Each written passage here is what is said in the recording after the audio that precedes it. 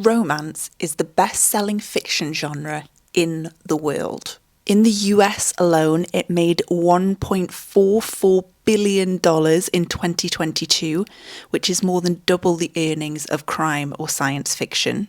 Globally, romance novels account for almost 1/3 of fiction novels. And here in the UK, romance novels sold over 39 million units in 2023, which generated £287 million, which is more than literary fiction and science fiction combined. And yet, the romance genre is still widely regarded as subpar, as trashy, and as being bad for literature.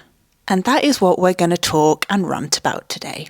When it comes to loving romance literature and media in general, there is this really deep-rooted, built-in systemic shame around it. As with pretty much anything that is mainly created by and enjoyed by women.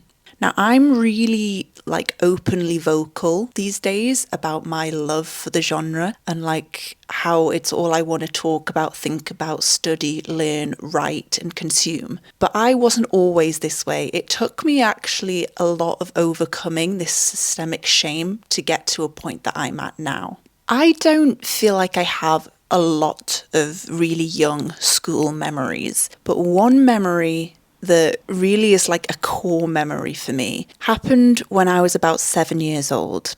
So at school, every week, we used to get given this really big sheet of A3 paper, and we'd fold it in a certain way so that we'd get a 6 to 8 page book. And we'd write a story every week and share it with the class. This used to be my favourite thing to do. And every week I would always write a fairy tale or a love story about princesses or mermaids going on an adventure and finding love. Until one day, whilst sharing my story in front of the entire class, the teacher said, "Really, another love story, Lindsay? You need to write about something else. You're not allowed to write love stories anymore."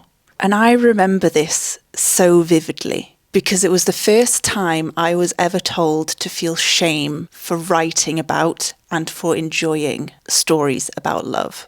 And this sort of internalized shame around the genre continued for my entire life. You'd talk to boys that you were trying to impress and they'd turn their noses up if you said that you liked rom-coms. So you'd learn not to mention it. And if they did like a particular rom-com, it was always a one-off or a guilty pleasure.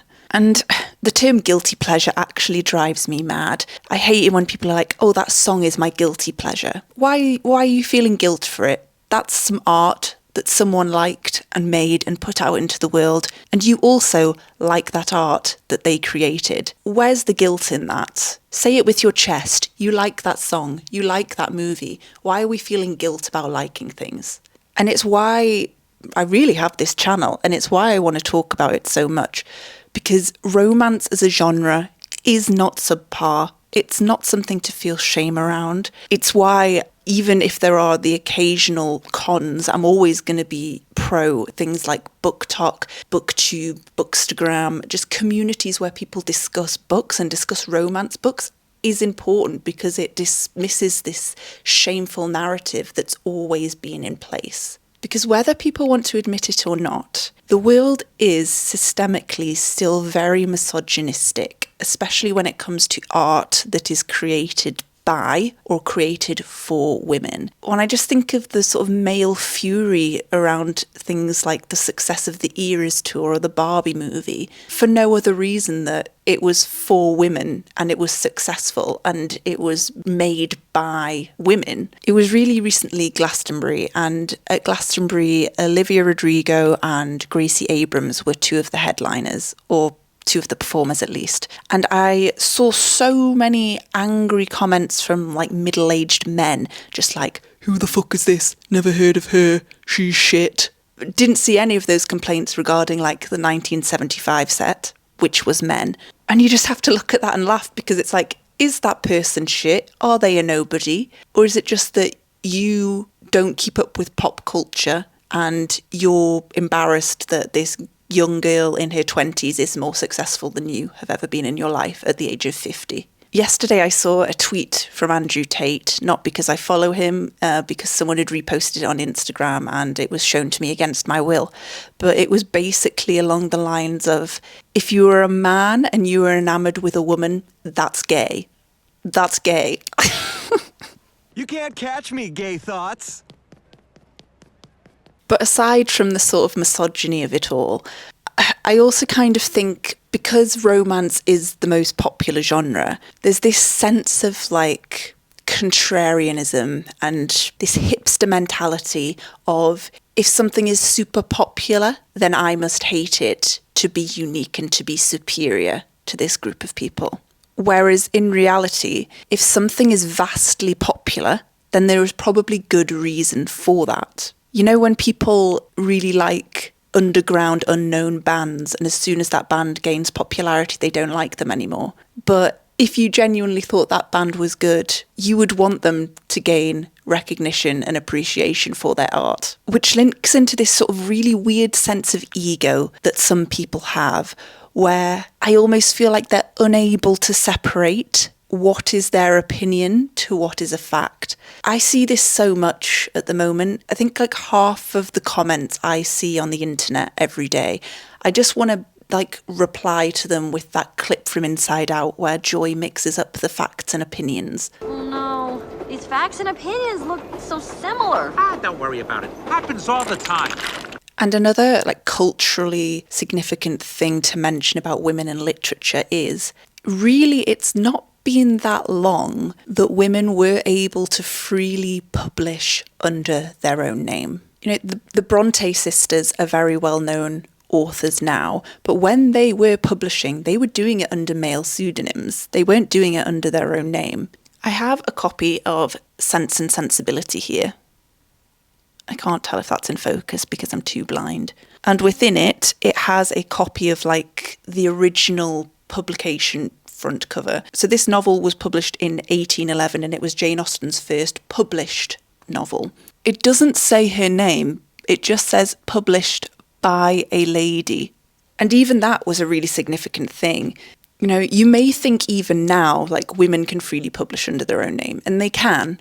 But most women who are publishing fiction under their own names or under female names are in romance, where the demographic reading is primarily women. But women who write outside of romance, a lot of them use initials or pseudonyms still.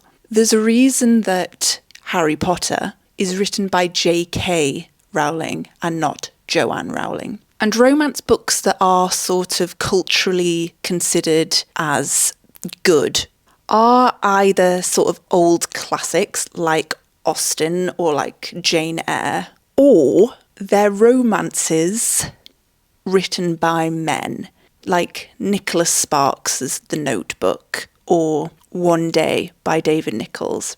Obviously not a modern example, but like Romeo and Juliet, Shakespeare.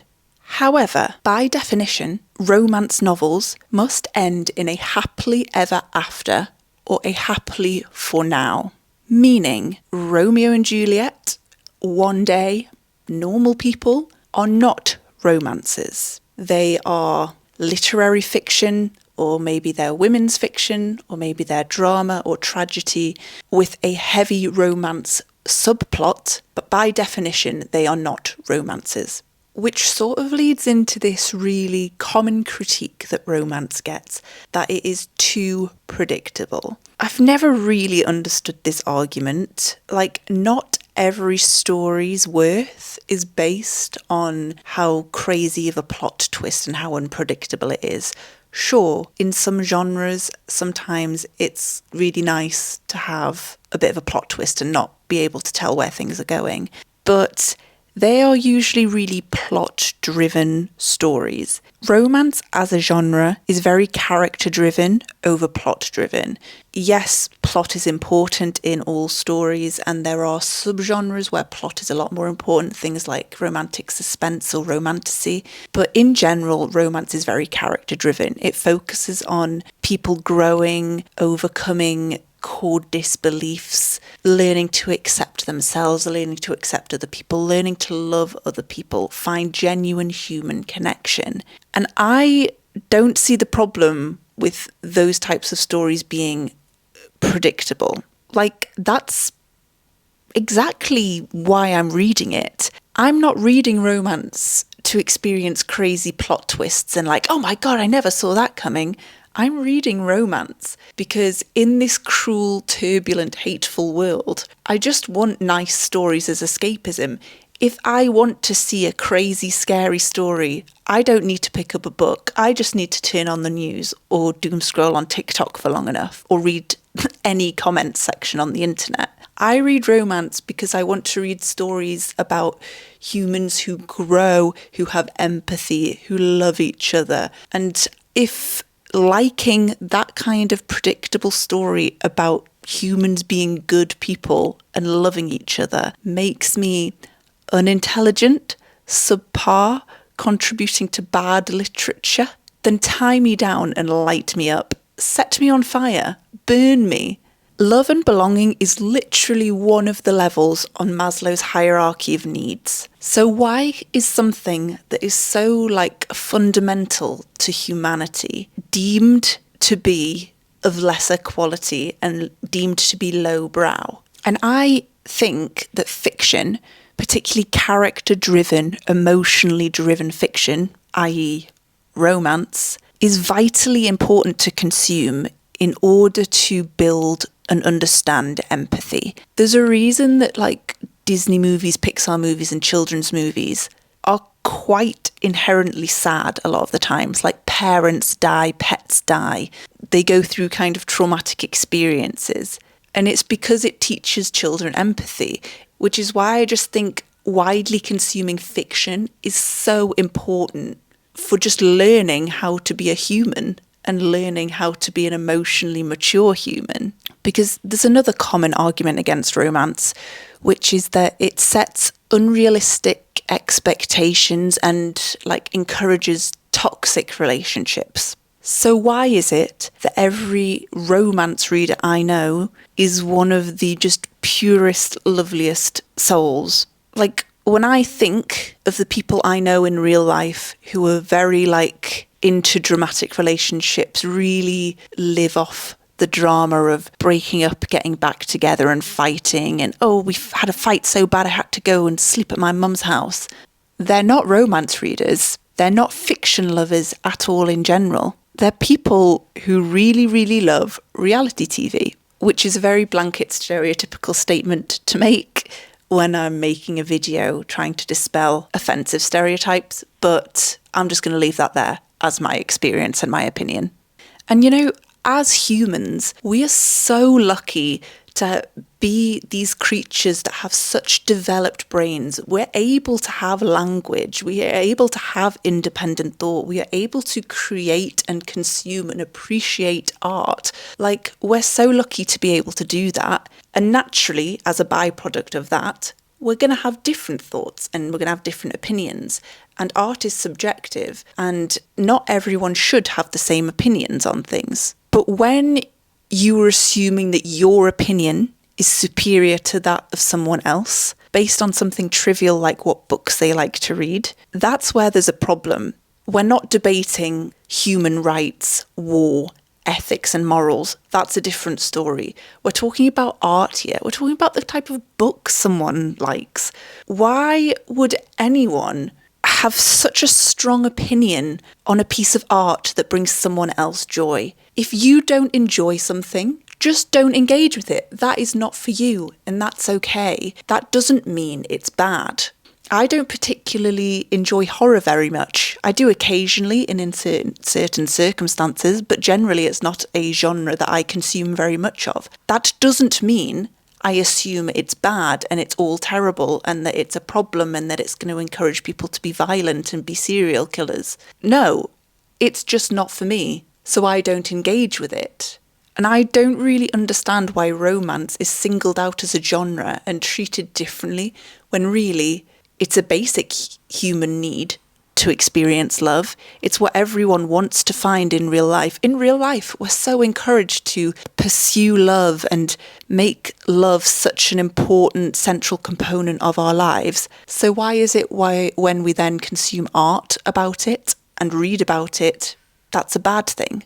I also find the hate of the general romance genre and the criticism around the general romance genre to be way too blanketed, because romance as a genre is so incredibly vast. Like, there's a big difference between a cozy closed door countryside romance and like a high spice level sports hockey romance.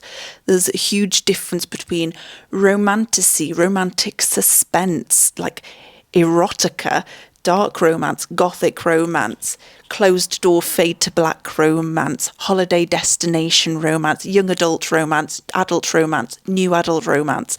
You've got contemporary romance, historical romance, romantic comedy, romantic drama, sagas.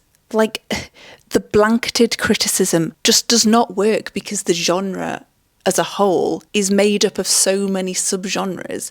And yes, some people, like myself, will read quite widely across the entire genre. But I know some people who only really like very dark romance, and I know other people who hate romance that has any form of sex in it, and they only like really sweet, based in reality, sweet romance, about someone who moves to the countryside and opens up a little cafe. Like, they're such different beasts, and I don't think there's necessarily enough distinction when you just say romance generally. But saying all that, let's sort of look at some common criticisms anyway and discuss them. So yeah, as touched on before, I think the main criticism is usually like it's giving unreal expectations and it's encouraging toxic relationships. My opinion on that is that it is generally false. As with anything in life, there's like a really delicate balance, and you're always going to have outliers that skew results. Sadly, the outliers are usually things that are used to prove a point. So yeah, sure, there has probably been some instances in the world where someone has consumed a lot of dark romance and from that really overly romanticised an abusive relationship. I'm sure that exists. I don't know of an example, but it probably exists as an outlier to the rule. But even if that was the case, is it the genre and the reader's fault that they've romanticised that? Or is it the abuser's fault for abusing them in the first place? And I think the argument that romance does create toxic relationships and unrealistic expectations is just so insulting to people's intelligence. Because what you're saying when you say that is that you think an entire population of people who read romance, which by the way is the biggest selling genre in the world, are not intelligent enough to understand the difference between fiction and reality. I really enjoy stories about like vampires and I do like romanticy. My favourite Greek myth is about how Persephone gets taken by Hades to the underworld and she ends up falling in love with him, basically, arguably through Stockholm syndrome. That doesn't mean that if in real life I was presented with such a situation, I would give my life to an undead mythical creature. In the same way, I, in fiction, really eat up the trope dare dating. Video coming soon on that. In reality, I'm aware that it is so cruel and so incredibly toxic. If that happened in real life, never would I ever go for something like that. But in fiction, I enjoy it. I eat it up. I think it's really compelling. As someone who has consumed romance for their entire life, I can promise you, I do not have an expectation that I have to meet someone through some ridiculous meet cute, or that the person I have to marry has to be a millionaire who's 6'5", blue-eyed and dark-haired.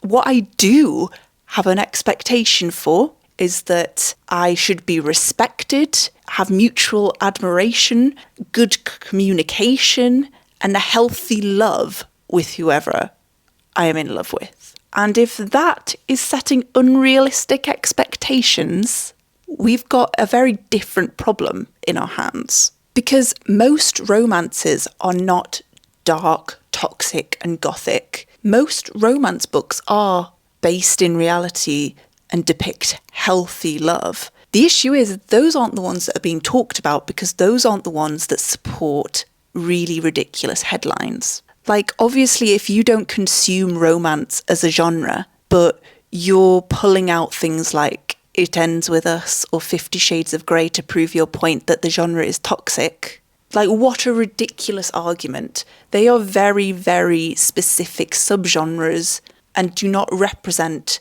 the industry and the genre as a whole. And romance lovers, and I know maybe we don't help ourselves because we do like to sort of build into this stereotype by posting hilarious TikToks and comments about how, like, no man will ever compare in comparison to this fictional boyfriend. But we're not actually deranged. We're not actually crazy. We do understand that this fictional boyfriend is fictional. Well, there's also this narrative around romance readers that what they read and consume is very, very shallow and it doesn't allow them to think critically.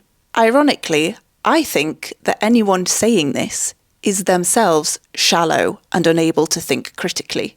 All you need to do is actually watch a booktoker talk about a book. All you need to do is go to the Goodreads review section of any book. People debate and have different opinions and think critically all the time. Just because it's not a book about, like, the Second World War and it's a book about two people falling in love whilst gallivanting about Italy doesn't mean you can't have critical debate and appreciate what is good literature.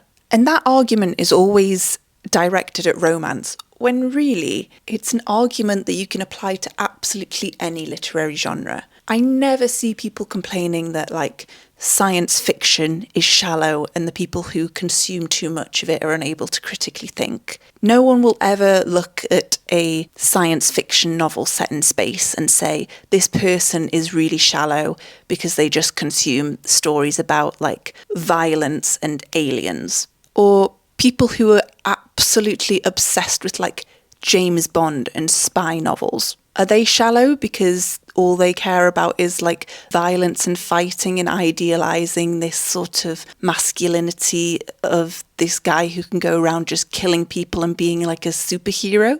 You never hear that, do you? And I think especially with sort of the rise of TikTok and BookTok, this argument is often really pushed on young girls who are just getting into reading and just getting into the genre. Personally, I think this is just because they're an easy target. You know, people say they'll just consume this quote unquote bad literature and are unable to critically think about it. But in order to think critically about something, you have to read and consume widely in the first place to compare. There's a reason that 8-year-olds aren't debating the themes of English literature in English class. They're learning punctuation and grammar and what a verb is. You have to experience life to be able to form opinions and critiques about it. I also think, like, the enjoyment of a book and the genre you like to read massively depends on where you are in life, your age, your mindset, what your hobbies are. When I was in my early 20s, I really, really consumed so much, like, bad romance. If I had a free evening, I would just go on the Kindle store and I would buy a 99p fast read, something really formulaic like Mills and Boon, and just read it in an evening. And that brought me such immense joy. It was what I loved reading. Now, those same books, if I read them, would probably make me roll my eyes and make me not finish them. What I love now is really slow burn, really, really deep emotional depth, whereas other people might not care about that. But that leads into this really quite difficult debate between what is bad and what is good literature. Because as I say, literature is art, art is subjective. So if something is subjective, to say something is bad or to say something is good is pure opinion and is going to change person to person. For example, some of my favourite books of all time that have really deeply moved me and I thought were really well written and the story was important are so widely hated and critiqued. And then similarly, I've read books that are so highly rated, are bestsellers from like really big publishing houses, that I've literally just sat there slack-jawed thinking, how the hell did this get published? It looks like a rough first draft that's never seen the eyes of an editor. Yet that's going to be someone's favourite book. Just because I don't agree with that opinion doesn't mean that the person who enjoyed it is lesser than me, is less intelligent than me, has less ability to think critically than me. And I think getting to a point where you do feel like that, if you think that a piece of art you don't like that someone else does like makes you superior to them and makes you more intelligent than them, that's just so dangerous and egotistical and, dare I say, a bit narcissistic. And I think a lot of these critiques, I mean, these critiques have existed since romance as a genre has existed. I feel like it's especially bad at the minute due to, I guess, the rise in popularity of it. I feel like romance is almost become a trend, and it's almost become sort of like a book fast fashion. And I feel like there's a lot of people that are going to jump on the train. We could have the AI argument, which is something else completely, and I don't think that is specific to romance. I think it's just a general literary debate. But with anything, when there's like an opportunity to jump in, people are going to take it, and they're going to maybe undercut on quality in order to enter the market, because that's capitalism, right?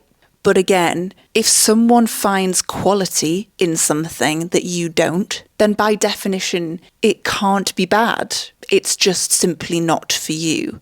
So beyond everything that I've mentioned in this video and all the other critiques we get, I think this is the debate we need to be having. But it should be a very polite debate. It should be a very empathetic debate. What actually initially got me thinking about this whole topic and wanting to make a video on it now was a clip from one of Jack Edwards' videos that went viral recently.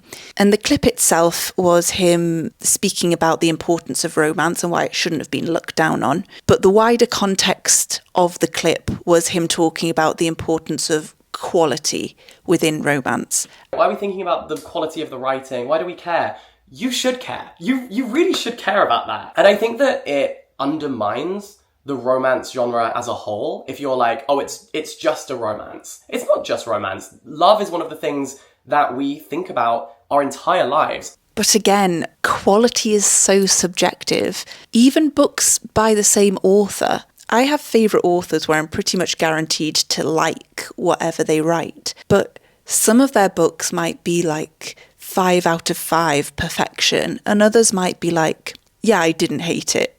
And if the same author can make me feel that range of emotions in their work, then obviously the genre as a whole is going to massively make me feel sometimes incredibly underwhelmed, and sometimes it's going to be absolute perfection. And that scale is personal to me, and it's going to be different for every person. So although I think this should be debated and discussed, and this should be what the conversation is, I also don't think that's something we can judge, which I think is why things like book clubs are so important, and why you should review the books you read if you want to, whether that's because you're reviewing it because it's bad or whether you're reviewing it because it's good. But what I think is really important is that regardless of whether someone has a different opinion to you, you just need to respect it and move on. It reminds me of sort of like the bean soup thing, where it's like someone made a video talking about how to make bean soup, and the comments were like,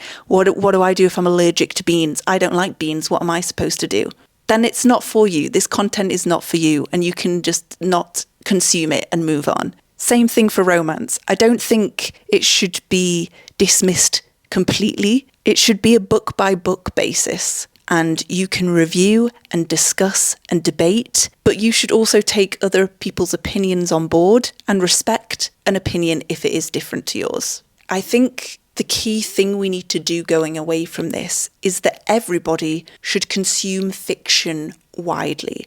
You can have your favourites, and you can primarily read and consume within a genre, but that doesn't mean you should close yourself off to everything else. If all you want to read is like historical stories about war that are depressing. Maybe occasionally you should read a really heartfelt, deep, emotional, happy romance. Similarly, if all you really like to consume is romantasy, I do think that's not all you should consume. Occasionally you should step out of it and read a story that is about like racial injustice or something. And yes, obviously those themes transfer into like fantasy a lot, but they're like metaphorically transferred. Occasionally we need to go into reality. You don't need to stay there all the time, but I do think we need to dip our toes into more genres more frequently and read more widely, and therefore we can all appreciate each other's tastes a bit more. Basically, in conclusion, I just think as a society you should live, experience different things, live your life in balance, talk to people you wouldn't normally talk to, listen to opinions you don't normally listen to, whether you want to agree with them or not, listen to them and take them with empathy. And ultimately, if you feel superior or more intelligent than someone based on something as trivial as the type of art they like and the type of books they like to read to feel joy and escapism in their day-to-day lives, then maybe the problem is not the book or the genre. The problem is probably you and your superiority complex. Okay, that's what I have to say. Love you. Thank you for watching. See you next time. Bye.